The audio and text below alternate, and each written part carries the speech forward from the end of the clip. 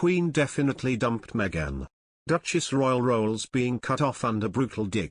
Meghan Markle's decision to voice her opinion on the controversial decision on abortion by the US Supreme Court may clash with the pledge made 2 years ago to the Queen by the Duke and Duchess of Sussex, a royal expert has suggested.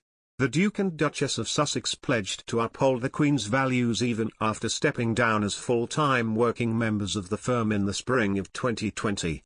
However, Meghan's latest interview focused on the overturning of the Roe v. Wade ruling by her country's Supreme Court may send her on a collision course with the Sussexes' promise, the royal correspondent Richard Palmer suggested.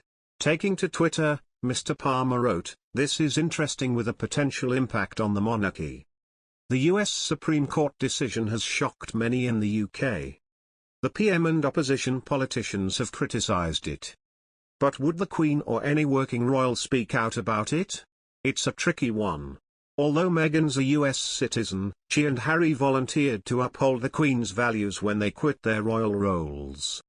Is voicing opinions about a controversial constitutional issue in another country consistent with that pledge? The expert then made a comparison between Meghan's words on the Roe v. Wade's ruling in her most recent interview and the roundtable discussion led by the Duchess of Cambridge on early childhood earlier this month. He said, "On the other hand, you could argue that Kate lobbying government ministers to do more to support children in their early years was treading close to the line. But the real red lines are where it's a UK party political controversy or diplomatically embarrassing for Britain." Kate's meeting was attended by, among other officials, Health Secretary Sajid Javid on June 16.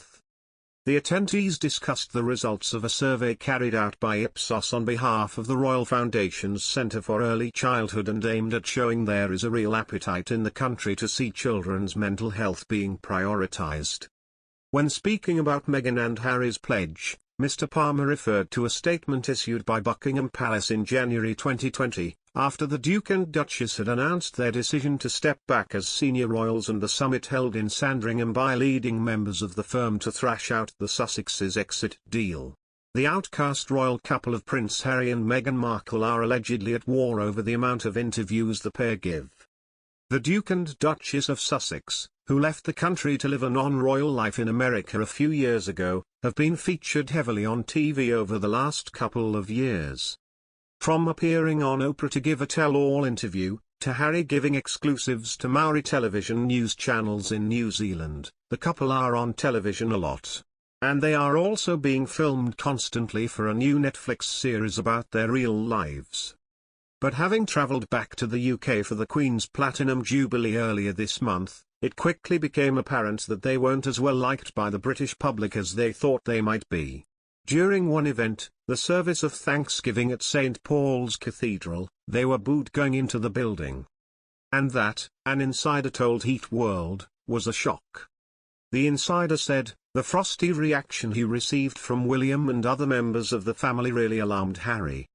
He was embarrassed and felt no one wanted to be seen with him. It made him want to get away from the spotlight and focus on his charity work. He's worried all the endless TV interviews are starting to look a bit tacky, and it feels like he's drifting away from the reasons he and Meghan stepped down from the royal family in the first place. They're really at odds over this. Meghan feels like they're only just getting started with their showbiz work, she's already preparing for their next big TV show and wants to collaborate with Oprah's network to give people a look at the more glamorous aspects of their lives.